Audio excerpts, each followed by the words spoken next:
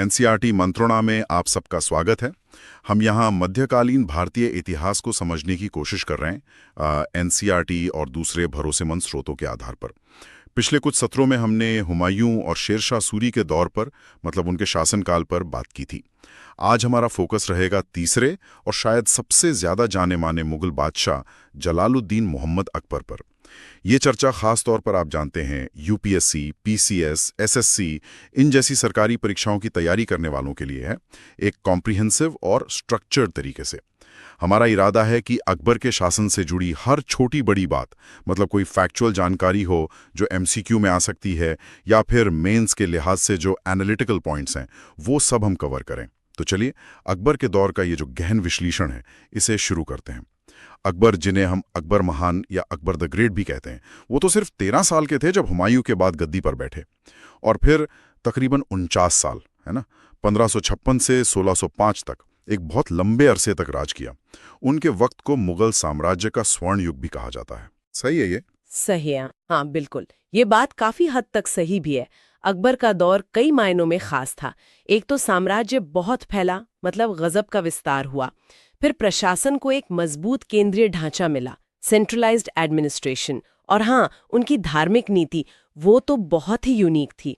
उन्होंने अपने पुरखों की तरह सिर्फ क्या कहते हैं जीत पर ही फोकस नहीं रखा, बल्कि वक्त के साथ वो व्यवहारिक सहिष्णुता, जिसे सुलह एकुल कहा गया, उसकी तरफ बढ़े। हालांकि ये भी मानना पड़ेगा कि उनके शुरुआती साल थोड़े उनमें हिंसा थी, सख्ती थी। उनकी नीतियों ने बेशक अलग अलग समूहों को जोड़ा, लेकिन जो रूढ़िवादी मुसलमान थे जैसे बदायूनी, उन्होंने काफी आलोचना की, कहा कि वो इस्लामी कायदों से हट रहे हैं। ये दिलचस्प है। मतलब शुरुआत में सख्ती और फिर नरमी, इस पर हम आगे बात करेंगे। लेकिन पहले अकबर की एकदम शुरुआत से बात करते हैं। उनका जन्म, शुरुआती मुश्किलें और फिर सत्ता तक पहुंचना, ये सफर कैसा था? देखिए, अकबर का जन्म हुआ 15 अक्टूबर 1542 को उमरकोट में, जो आजकल पाकिस्तान के सिंध में है। ये वो मुश्किल वक्त था जब उनके पिता हुमायूं शेरशाह सूरी से हार कर, मतलब एक तरह से निर्वासित जीवन जी रहे थे। पूरा नाम था जलालुद्दीन मोहम्मद अकबर। माँ थी हमीदा बानो बेगम, एक फारसी शिया परिवार से। क्योंकि बचपन निर्वासन में बीता और दादा बाबर थे, तो फारसी कल्चर का असर तो गहरा पड़ना ही था। उनकी औपचारिक पढ़ाई तो नहीं हुई, ऐसा कहा जाता है।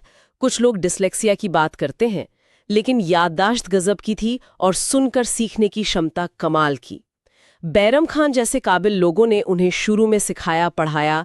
तीरंदाजी, शिकार, राजकाज की बातें, ये सब उन्होंने जल्दी सीख लिया। फारसी, तुर्की, हिंदी कई जबानें बोल लेते थे। जहां तक मुश्किलों की बात है, तो 1556 में जब हुमायूं की अचानक मौत हुई, तब हालात बहुत बिगड़े हुए थे। अकबर सिर्फ 13-14 साल के थे। सूरवंश के लोग, खासकर हेमू और दूसरे कई विद्रोही सरदार, वो मुगल सत्ता को उखाड़ने पर तुले थे। पहले 4 साल तो मतलब 1556 से 60 तक उनके संरक्षक थे बैरम खां। उनका काफी दबदबा रहा।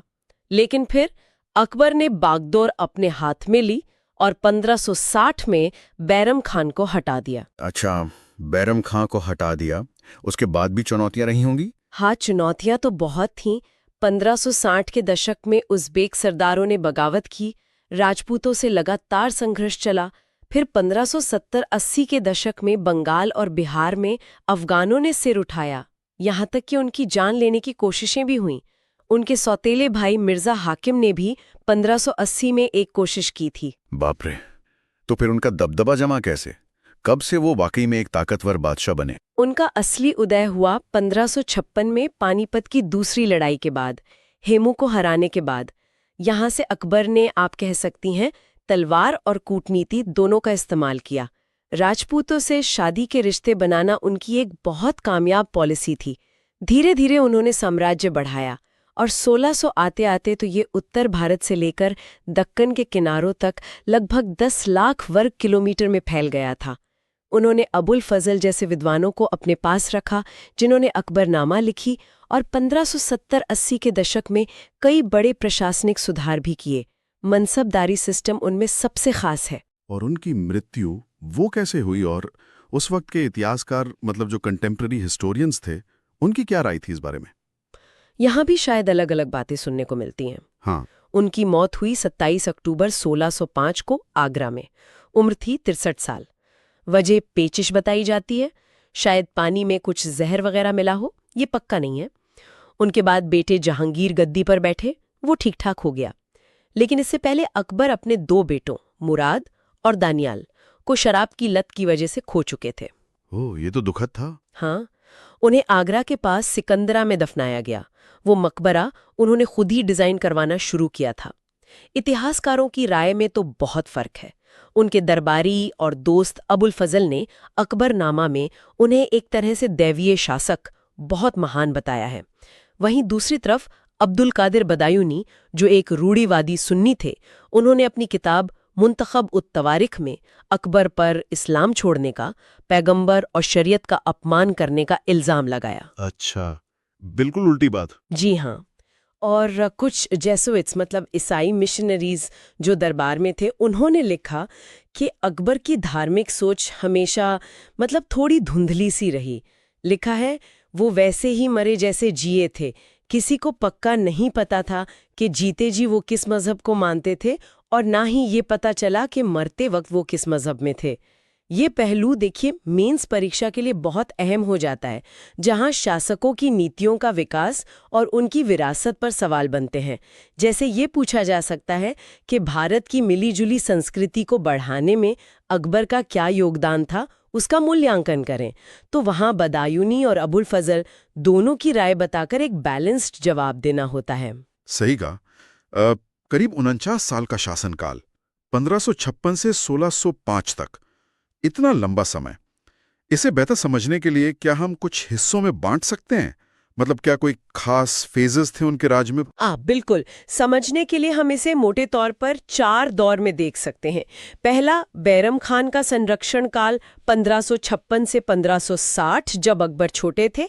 दूसरा, सत्ता पर अपनी पकड़ मजबूत करने का दौर लगभग 1560 से 1575 तक, जब उन्होंने विद्रोह दबाए और अपनी ताकत बढ़ाई। तीसरा, सुधारों और नए प्रयोगों का दौर करीब 1575 से 1590। इसमें प्रशासनिक और खासकर धार्मिक नीतियों में बड़े बदलाव आए। और चौथा, साम्राज्य विस्तार का आखिरी दौर 1590 से 1605, जब उनका ध्यान ज्यादातर दक्कन की तरफ गया। इस पूरे समय में मुगल साम्राज्य दिल्ली आगरा के कोर एरिया से बढ़कर राजस्थान, गुजरात, बंगाल और दक्षिण में अहमदनगर तक फैल गया। इस लंबे सफर में कुछ खास माइलस्टोन थे, जैसे फतेहपुर सीकरी को राजधानी बनाना 1571 से 1585, इबादत खाना में धार्मिक बहसें शुरू करना 1575 के बाद, और दीन इलाही की घोषणा 1582। आपने साम्राज्य विस्तार की बात की। ये तो साफ है कि लड़ाइयां और विजय ये अकबर की नीति का बहुत बड़ा हिस्सा थी। कौन कौन से मुख्य सैनिक अभियान रहे उनके? ये तो बहुत सारे होंगे। हाँ, लिस्ट तो काफी लंबी है। अकबर के दौर में 40 से ज्यादा बड़ी लड़ाइयां और कई संधियां हुई। साम्राज्य का साइज लगभग 3 गुना हो गया। शुरुआत तो पानीपत की दूसरी लड़ाई 1556 से हुई, जहां बैरम खान की मदद से हेमू को हराया। फिर मालवा 1561 और गोंडवाना पर कब्जा किया। गोंडवाना में रानी दुर्गावती ने बहुत बहादुरी से मुकाबला किया था। हाँ, रानी दुर्गावती का नाम सुना है। जी। राजपूतों के साथ संघर्ष तो लंबा चला। चित्तौड़ की घेराबंदी 1568 बहुत खून खराबे वाली थी। किला जीतने के बाद वहां हजारों राजपूतों का कत्ल हुआ। कहते हैं करीब 30,000 लोग, जिनमें आम नागरिक भी थे। 30,000? ये तो बहुत ज्यादा है। हाँ। इसी जीत के बाद फतेहपुर सीकरी में बुलंद दरवाजा बनवाया गया। फिर रणथंभौर 1569 जीता। मेवाड़ के महाराणा प्रताप के साथ हल्दी घाटी की मशहूर लड़ाई हुई 1576 में। इसमें मुगल सेना जीती तो, पर महाराणा प्रताप हाथ नहीं आए, वो लड़ते रहे। हल्दी घाटी का युद्ध। हाँ। फिर पश्चिम में गुजरात 1572-73 और पूरब में बंगाल और बिहार 1574-76 को जीता। काबुल में अपने सौतेले भाई का विद्रोह दबाया 1581। बाद के सालों में उत्तर पश्चिम में कश्मीर 1586 और सिंध 1591 पे कब्जा किया, और आखिर में दक्षिण की तरफ गए, जहां अहमदनगर और खानदेश के खिलाफ लंबे अभियान चले 1595-1601। यहाँ ये भी देखना जरूरी है कि अकबर ने सिर्फ लड़ाई ही नहीं की, राजपूतों को ऊंचे पद देना, मनसब देना और उनसे शादी के रिश्ते बनाना, जैसे 1562 में आमेर की राजकुमारी से शादी, जिन्हें जोधाबाई भी कहा जाता है, ये भी उनकी कामयाबी का बड़ा हिस्सा था। सही, कूटनीति भी साथ साथ चली। एमसीक्यू के लिए क्या खास याद रखना चाहिए इन लड़ाइयों में? एमसीक्यू के लिए हल्दी घाटी 1576, महाराणा प्रताप और अकबर की सेना के बीच, पानीपत की दूसरी लड़ाई 1556 हेमू के खिलाफ, चित्तौड़ की घेराबंदी 1568, ये तारीखें और किसके बीच हुई ये जरूरी हैं। ठीक है, अब इतने बड़े और अलग अलग तरह के लोगों वाले साम्राज्य को सिर्फ जीतना काफी नहीं होता, उसे चलाना भी पड़ता है। यहीं अकबर की प्रशासनिक काबिलियत सामने आती है। उन्होंने शासन व्यवस्था को कैसे संभाला? क्या खास इंतजाम थे? बिल्कुल सही, अकबर ने एक बहुत मजबूत और सेंट्रलाइज्ड मतलब केंद्रीयकृत शासन व्यवस्था बनाई। इसमें ईरानी और भारतीय दोनों तरीकों का मेल था। सबसे खास चीज थी मनसबदारी व्यवस्था। ये एक तरह की रैंकिंग प्रणाली थी। इसमें दरबार के अमीरों और सैनिक अधिकारियों, जिन्हें मनसबदार कहते थे, उन्हें उनकी हैसियत और जिम्मेदारी के हिसाब से एक रैंक मिलती थी। इसे जात और सवार में बांटा जाता था। जात मतलब उनका पर्सनल स्टेटस और सवार मतलब उन्हें कितने घुड़सवार रखने हैं। अच्छा, जात और सवार, ये सुना है। हाँ, 1595 तक इसके करीब 33 ग्रेड या दर्जे बन चुके थे। और ये सिर्फ सेना के लिए नहीं थी, प्रशासन के बड़े अधिकारी भी मनसबदार होते थे। ओके, और लगान वगैरह के लिए क्या था? Revenue system? लगान व्यवस्था में राजा टोडरमल का बहुत बड़ा हाथ था।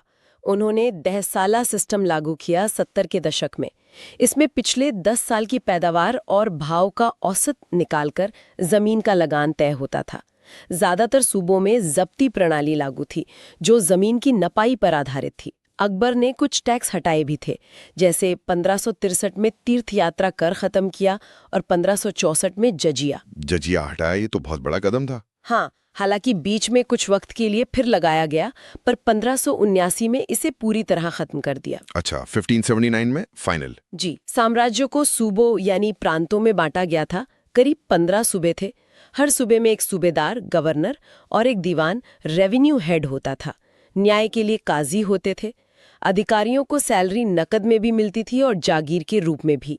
कुछ जमीनें इनाम में भी दी जाती थीं। और वो नवरत्न वाली बात, दरबार कैसा था? हाँ, अकबर का दरबार विद्वानों, कलाकारों, सलाहकारों से भरा रहता था। नवरत्न यानी 9 रत्न बहुत मशहूर है। उनमें बीरबल, तानसेन, अबुल फजल, राजा टोडरमल जैसे लोग थे। उन्होंने कुछ समय के लिए फतेहपुर सीकरी को अपनी राजधानी भी बनाया था, 1571 से 85 तक। या शेरशाह सूरी से तुलना की बात आपने कही थी, वो कैसे रेलेवेंट है? हाँ, क्योंकि शेरशाह ने अपने छोटे से शासनकाल में कई अच्छे प्रशासनिक सुधार शुरू किए थे।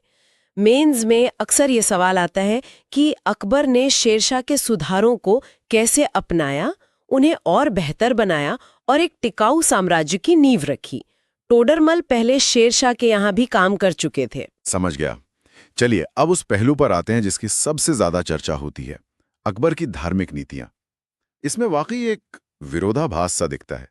एक तरफ शुरुआती दौर की कट्टरता, जैसे चित्तौड़ का नरसंहार, दूसरी तरफ बाद के सालों में सुलह कुल, दीन इलाही, मतलब सभी धर्मों को साथ लाने की कोशिश।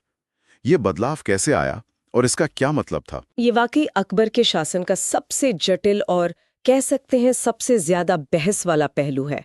शुरुआती दौर की सख्ती मतलब लगभग 1570 से पहले, वो शायद उनके पुरखों से मिली विरासत थी और उस वक्त की जरूरत भी। चित्तौड़ 1568 में जो कत्लेआम हुआ या खोपड़ियों की मीनारें बनवाना, ये उस दौर की क्रूरता दिखाता है। कुछ इतिहासकार ये भी लिखते हैं कि कांगड़ा जैसे अभियानों में मंदिर तोड़े गए, बंगाल की लड़ाइयों में जबरन धर्म बदलवाने की बातें भी आती हैं। ये दिखाता है कि शुरुआत में अकबर एक पारंपरिक सुन्नी शासक की तरह ही थे। तो फिर ये बदलाव कब और क्यों आया? बदलाव धीरे धीरे आया, शायद 1560 के दशक से ही। 1562 में युद्ध बंदियों को गुलाम बनाने पर रोक लगाना, 1563 में तीर्थ यात्रा कर हटाना, 1564 में जजिया खत्म करना, जिसे 1579 में स्थायी रूप से हटाया, ये सब बड़े कदम थे। फिर 1575 में उन्होंने फतेहपुर सीकरी में इबादत खाना बनवाया। शुरू में तो वहां सिर्फ मुस्लिम आलिम ही बहस करते थे, लेकिन अकबर शायद उनके आपसी झगड़ों से तंग आ गए। जल्द ही उन्होंने हिंदू, जैन, पारसी, ईसाई सभी धर्मों के विद्वानों को बुलाना शुरू कर दिया। उन बहसों से अकबर को शायद ये लगा कि सच्चाई किसी एक धर्म की बपौती नहीं है। अच्छा, इबादत खाने की बहसों से ये सोच बनी। हाँ, लगता तो यही है। यहीं से सुलह कुल यानी सबसे शांति या यूनिवर्सल पीस की नीति निकली। फिर 1582 में उन्होंने दीने इलाही, जिसका असल नाम तौहीद ए इलाही यानी ईश्वर का एकेश्वरवाद था, वो पेश किया। ये कोई नया धर्म नहीं था, बल्कि एक तरह का विचार था जिसमें अलग अलग धर्मों की अच्छी बातें थीं। इसे किसी पर थोपा नहीं गया। बहुत कम लोग इसके अनुयायी बने, ज्यादातर दरबार के करीबी। उन्होंने हिंदू राजकुमारियों से शादी की, उन्हें महल में पूजा की आज़ादी दी, मंदिर बनाने की इजाज़त भी दी। लेकिन इसकी आलोचना भी तो हुई। बिल्कुल, जैसा हमने पहले कहा, बदायूनी जैसे कट्टर आलोचक थे। उन्होंने इसे इस्लाम से भटकाव, कुफ्र कहा। लिखा कि अकबर ने शरीयत को नकार दिया। दूसरी तरफ अबुल फजल ने अकबर का ही एक कोट लिखा है कि पहले मैं जबरदस्ती लोगों को अपने दीन में लाने की कोशिश करता था, पर जैसे जैसे समझ बढ़ी मुझे अपनी के पर शर्म आई। ये अकबर की सोच में आए बदलाव को दिखाता है। तो मेंस के लिए ये समझना जरूरी है कि ये विकास कैसे हुआ, शुरुआती सख्ती से सुलह कुल तक का सफर। जी हाँ। और इसका उस वक्त के समाज पर क्या असर पड़ा। अलग अलग नजरिए जैसे बदायूनी और अबुल फजल के, उनको ध्यान में रखकर विश्लेषण करना होता है। ठीक है, उस दौर में मतलब 16वीं सदी के आखिर में जब अकबर का राज अपने पीक पर था, तब भारत की ओवरऑल सिचुएशन कैसी थी? पॉलिटिकल, सोशल, इकोनॉमिक माहौल कैसा था? देखिए, राजनीतिक तौर पर देखें तो उत्तर भारत काफी हद तक मुगलों के कंट्रोल में आ चुका था, एक तरह से एकीकृत था। दक्षिण में विजयनगर साम्राज्य तो 1565 में तालीकोटा की लड़ाई के बाद खत्म हो गया था, और दक्कन की सल्तनतें आपस में लड़ रही थीं, थोड़ी कमजोर थीं। 1580 के बाद मुगल साम्राज्य के अंदरूनी हिस्सों में काफी हद तक शांति रही, जिससे स्थिरता आई। और सामाजिक तौर पर एक मिली-जुली संस्कृति, जिसे हम गंगा जमुनी तहजीब कहते हैं, वो विकसित हो रही थी। ईरानी और भारतीय परंपराएं मिल रही थीं। भक्ति और सूफी आंदोलनों का समाज पर गहरा असर था। वो अक्सर कट्टरता के खिलाफ और भाईचारे की बात करते थे। अकबर ने सती प्रथा को रोकने की, विधवा विवाह को बढ़ावा देने की और जाति के बंधन कम करने की कुछ कोशिशें भी की। गुलबदन बेगम जैसी शाही महिलाएं भी प्रभावशाली थीं। और आर्थिक रूप से इकोनॉमी कैसी थी? आर्थिक तौर पर मुगल साम्राज्य उस वक्त दुनिया की सबसे बड़ी और अमीर अर्थव्यवस्थाओं में से था। खेती बहुत अच्छी थी, लगान व्यवस्था ठीक थी, दस्तकारी मतलब हैंडीक्राफ्ट्स का काम जबरदस्त था, यूरोप और दूसरे देशों से व्यापार खूब होता था। अंदाजा है कि सालाना सरकारी आमदनी करीब 100 करोड़ रुपए थी, जो उस जमाने में बहुत बड़ी रकम थी। अबुल फजल की आईन अकबरी में उस जमाने की खेती, फसलें, कीमतें, मजदूरी, उद्योग धंधे सबके बारे में बहुत डिटेल में लिखा है। अच्छा, एमसीक्यू के लिए जजिया हटाने की तारीखें फिर से बता दीजिए। हाँ, 1564 में पहली बार हटाया, फिर बीच में लगाया और 1579 में स्थायी रूप से हटा दिया। ठीक है, 1564 और 1579। एक बात और जो कभी कभी उठती है वो है आतंक के शासन वाली बात, खासकर शुरुआती दौर में राजपूतों के खिलाफ। क्या ये सही है कि अकबर ने डर फैलाकर राज किया? वो अपनी सत्ता जमा रहे थे, तब उन्होंने विरोधियों को दबाने के लिए सख्ती और क्रूरता का इस्तेमाल किया। चित्तौड़ और रणथंभौर में जो कत्लेआम हुआ, उसका मकसद शायद दूसरे राजपूत राजाओं को डराना भी था। विद्रोहियों को हाथियों से कुचलवाने जैसी सजाएं देना ये उस जमाने की हकीकत थी। लेकिन जैसा हमने पहले बात की, 1570 के दशक के बाद उनकी नीतियों में साफ बदलाव दिखता है। जोर जुल्म के बजाय सुलह कुल मतलब मेल मिलाप और सबको साथ लेकर चलने पर ज्यादा हो गया। तो ये कहना कि उन्होंने सिर्फ डर फैलाकर राज किया, वो शायद ठीक नहीं होगा। उनकी विरासत मिली जुली है। शुरुआती सख्ती ने साम्राज्य को शायद कंसोलिडेट किया, पर इसने महाराणा प्रताप जैसे विरोध को भी हवा दी। बाद का दौर ज्यादा समावेशी था। ये एक बैलेंस्ड व्यू है। वक्त के साथ नीतियों का बदलना दिखता है। तो अब फाइनली जो लोग एग्जाम्स की तैयारी कर रहे हैं उनके लिए संक्षेप में, मतलब नटशेल में, क्या मेन टेकअवेज हैं अकबर के बारे में, क्या नोट करना चाहिए? हाँ, बिल्कुल। कुछ खास बातें और फैक्ट्स जो अक्सर पूछे जाते हैं, उन्हें पॉइंटर्स में देख लेते हैं। एमसीक्यू के लिए जरूरी। जन्म 15 अक्टूबर 1542 उमरकोट, मृत्यु 27 अक्टूबर 1605 आगरा, राजधानी फतेहपुर सीकरी, खासकर 1571-1585, नवरत्न, अबुल फजल, राजा टोडरमल, बीरबल, तानसेन, इनके नाम और काम, जैसे टोडरमल फाइनेंस, अबुल फजल इतिहास। दीन इलाही या तौहीद इलाही की घोषणा 1582। मकबरा सिकंदरा आगरा में है। कर हटाए, तीर्थयात्रा कर 1563, जजिया 1564, स्थायी रूप से 1579। मुख्य लड़ाइयाँ, पानीपत की दूसरी लड़ाई 1556, हेमू। हल्दी घाटी 1576, महाराणा प्रताप। चित्तौड़ पर कब्जा 1568। प्रशासनिक सुधार, मनसबदारी सिस्टम, धहसाला या जब्ती सिस्टम, ये जरूर याद रखें। ठीक है, और मेंस के लिए क्या ध्यान रखें? मेंस के लिए नजरिए, अकबर के प्रशासनिक सुधारों पर सवाल बन सकते हैं। अकबर की प्रशासनिक प्रतिभा का मूल्यांकन करें। उनकी धार्मिक नीति पर सवाल लगभग तय होते हैं। सुलह कुल के महत्व पर चर्चा करें, या दीन इलाही क्यों व्यापक रूप से सफल नहीं हुआ। उत्तर लिखते समय, जैसा मैंने कहा, अबुल फजल, अकबरनामा और बदायूनी, मुंतखब उत-तवारीख जैसे अलग अलग नजरिए वाले समकालीन स्रोतों का जिक्र करने से जवाब मजबूत बनता है। पीसीएस और एसएससी जैसी परीक्षाओं के लिए तारीखें, नीतियां, खास लोगों के नाम और घटनाएं याद रखना ज्यादा जरूरी है। फैक्चुअल नॉलेज पर फोकस ज्यादा रहता है। बहुत बढ़िया। यहाँ एक सवाल मन में आता है जिस पर शायद श्रोता भी सोच सकते हैं, वो ये कि जहां अकबर की प्रशासनिक और सैनिक व्यवस्था इतनी कामयाब रही, वहीं उनकी जो सुलह कुल वाली धार्मिक नीति थी, जैसे दीन इलाही, वो इतनी पॉपुलर क्यों नहीं हुई? बहुत कम लोगों ने अपनाया उसे। क्या समाज तैयार नहीं था, या अकबर समय से आगे सोच रहे थे, या कोई और वजह थी? ये सोचने वाली बात है। तो ये थी अकबर के शासनकाल पर हमारी आज की विस्तृत चर्चा।